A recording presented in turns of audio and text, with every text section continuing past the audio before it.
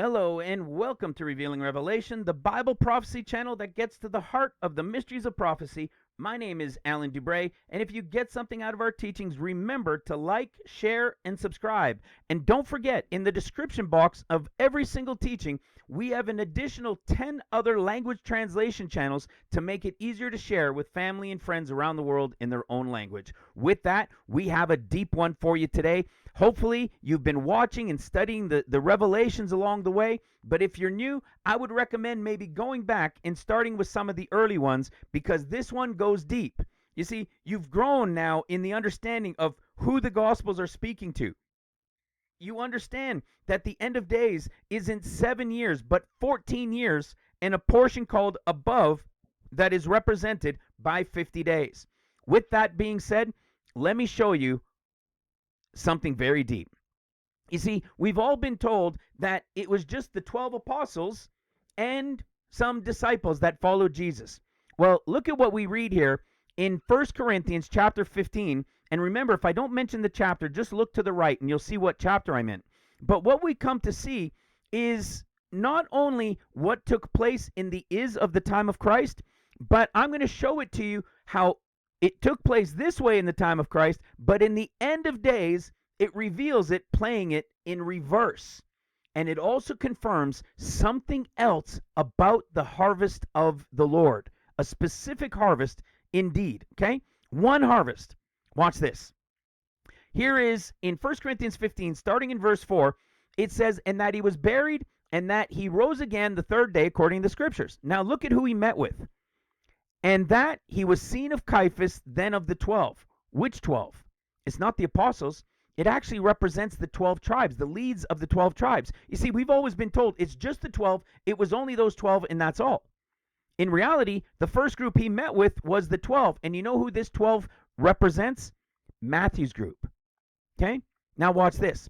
"After that, he was seen of above 500 brethren at once, of whom the greater part remain unto this present day, but some are fallen asleep." This is another group that he met with, and they're represented by the Mark group. These were disciples, followers of Christ. Some died during his ministry, and the majority were still alive. And then says, after that, he was then seen of James, then of all the apostles. You see, the apostles, all the apostles, then of the 12 up here, these aren't the same groups. These are the 12 apostles. Remember, Christ, even in Revelation, there were 24 elders. It's the 12 apostles and the heads of the 12 tribes. There were these groups when Christ was here too. This James group, this here with all the apostles, is the representation of John's gospel. And then it says, "And last of all, he was seen of me also as one born out of due time." Now this, of course, is Paul, but it's a representation of Luke's gospel. Okay, Luke wasn't there either, and it was a later thing, and this is Paul saying he was as one born out of due time, which is like a premature birth. So who did he meet with? He met with the Matthew group first. This is why in Matthew's gospel at the resurrection, the story and the commission of what he goes out to tell them to do is very different than the commission of what he tells the disciples to go out and go do. At the end of Mark's resurrection story, you see the commission is very different. Then you go to John's commission. And in John's commission is actually where the 50 days begins. You see, in Matthew, it's not the beginning of the 50 days. In Mark, it's not the 50 days. But in John, it begins the 50-day count. Jesus says, "I haven't yet gone to my Father, so don't yet touch me," right? To Mary Magdalene. "I have to ascend to the Father." Then he comes back, right? That same day at evening, he returns and he breathes and anoints the apostles. And then he leaves and he comes back 8 days later. This is the first 8 days of the 50-day count. What happens on that 8th day? He then starts his 40-day count in meeting with the Luke group. This Luke group is the beginning of the Lord's 40-day count. This prophetic picture of the Luke group, which is represented as what Paul says, one born out of due time. It's connected to the pre-trib and a remnant that are remaining to serve the Lord in the time of the end. Okay? And look at the instructions. The commission that he gives them is very different than Matthew's, very different than Mark's, and very different than John's. This group is going out And it says they're going to be the ones to begin from Jerusalem, and these ones are his witnesses. This are 4 different groups, just like you saw in 1 Corinthians 15. It was 4 different groups: Matthew, Mark, John, then Luke. So from John, we started the 50 days. In Luke, we're now in the 40 days. And in Acts chapter 1, which is what continues from Luke, we come to the end of the 40 days. At the end of 40 days, we're told not many days hence, they're going to receive the Holy Ghost. So it's been 40, about 47, because the 8th day begins the 40 days. There's only about 3 days left, hence not many days. This not many days then brings them to Acts chapter 2, and the time of Pentecost now fully come. So what is this all about? Watch this. If we go to Leviticus chapter 23, you're going to see the truth of the counting of the Feast of Weeks then goes to Pentecost. Okay? It says, "And you shall count unto you from the morrow after the Sabbath, from the day that you brought the sheaf of the wave offering, 7 Sabbaths shall be complete. Even unto the morrow after the 7th Sabbath shall you number 50 days." Do you know that this word for number 50 days means to count? You see, "Then shall you score or mark 50 days." It's not telling you it's the 50th day. It's telling you to add another 50 days. You can even see it by the descriptions. If we go to Passover, Passover, we're told, is the 14th day. The first day of unleavened bread is the 15th day. Feast of Trumpets is the first day. But look what happens when you come to the Feast of Weeks. It doesn't say 50th day.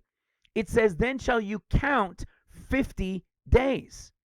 But yet we've been told by the church that Pentecost is the Feast of Weeks.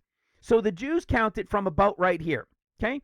And they count it by counting 7 weeks. So 49 days, and then this being the 50th.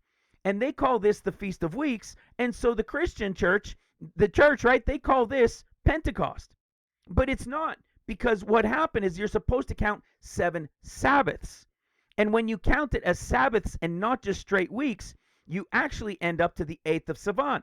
Now you might say, okay, it's not a big deal between the 6th and the 8th. And you're right. It's not a big deal. Some people may argue that it's the 15th day and not the 8th. Okay? Again, we're in this range. But this isn't Pentecost. It is the Feast of Weeks, but not Pentecost. Pentecost must count another 50 days. You see, or not another 50 days, but must count 7 weeks after the 7 Sabbaths, and then get to the 50th day, which is generally mid to very late July, on occasion, very early August. So let me prove this out to you. Watch what happens. In Exodus chapter 9, when they were going to be fleeing, right, at the time of Passover, we had, there was the hail that came, right, from the plagues, and it destroyed the barley. Why? Because the barley was about ready for harvest. But what happened to the wheat? The wheat was not struck because it wasn't yet grown, which means you can't begin to count 7 Sabbaths to the Feast of Weeks from right here. Okay? Because this is the beginning of barley, not the beginning of wheat. Let me show you what I mean. In Deuteronomy chapter 16, it says in verse 9, 7 weeks. You notice it's not Sabbaths now? 7 weeks shall thou number, there's that numbering, unto thee. Begin to number the 7 weeks from such time as you begin to put the sickle to the corn. Now, what does this corn represent? It would appear that it's just grain of any kind. But the Feast of Weeks is the count of what? In Exodus 34, verse 22, it says, "Thou shalt observe the Feast of Weeks of the first fruits of the wheat harvest." So the first fruits of the wheat harvest is the beginning of when you put the sickle to the wheat. You see, when you start to put the sickle to cut the wheat, that is that first fruits of wheat. You see? So you're not counting 7 weeks as 7 Sabbaths. It's 7 Sabbaths. And at the end of 7 Sabbaths, you number 50 days, which is 7 weeks, and the 50th day is the end of your wheat harvest and is then the beginning of grapes. Watch this. So where do you end up? Here's the Jews where they count it, right? They count 7 weeks and they get to the Feast of Weeks right here. I say you're supposed to count 7 Sabbaths, and it gets you to the Feast of Weeks, which is what? From right here, there's your 7th Sabbath. That means from right here, you begin to now number 50 days, which is what? 7 weeks. Okay, not Sabbaths now, weeks. These are straight 49 days, 7 times 7. And then you have the 50th day. When you do that, you end up always beginning the wheat harvest around very late May into early June, depending on the year. And it ends generally mid-ish July to very early August at the 28th of Tammuz is your end of your 7 weeks and the 50th day. What happens in very late July to early August? The beginning of the grape harvest. So let me show you this first with wheat. It says to us that wheat, watch this.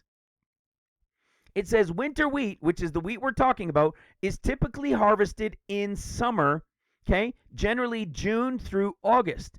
See, in some places though, it may start in late May. Well, this is exactly what we were saying, wasn't it?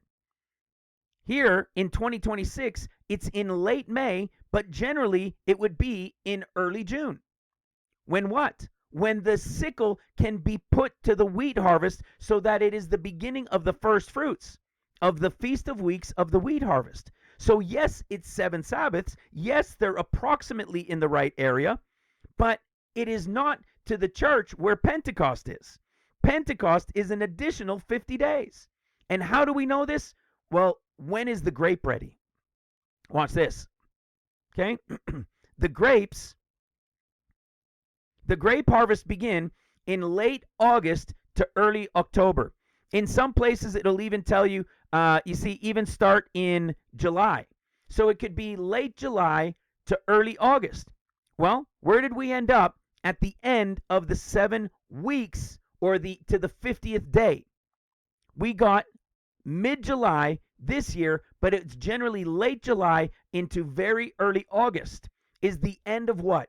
Is the end of the wheat harvest. It starts with the first fruits of the Feast of Weeks of the wheat harvest when the sickle is put to it. When the wheat harvest is over at around the 28th of Tammuz, late July into very early August, then it's grape harvest time. And why does this matter? Because in Acts chapter 2, at Pentecost, it's called new wine. They were being accused of being drunk on new wine. You see, what does this now relate to us? Now that you can start to see that this picture, this mystery of how this played out in the different groups, being Matthew, then Mark, then John, and then the Luke group, how does it play out in reverse? Well, it would have played out as what? 7 times 7, right? For Sabbaths. 7 Sabbaths playing out, and then 50 days. How does it play out in the end of days? Watch this. The pre-trib, one born out of due time. Like a premature birth is the representation of the pre-trib. Then you have what? Then you have the beginning of the 50 days of the apostles. When the 50 days is over, you have the 7 years of seals represented in Mark's group, as we've been teaching all of this time. And then you have the 7 years of trumpets. You have 50 days, 7 years of seals, and 7 years of trumpets. Prophetically, in the end, the 7 times 7 and 50 days that follow, in the end, is 50 days and 7 years and 7 years. And when those 7 and 7 years are done, guess what it is? It's the end of the 49 years. The last 2 sevens are the last 2 sevens of the 49 years in the year count to the final Jubilee. Oh my goodness, it's deep. I pray this blesses you. Bye for now.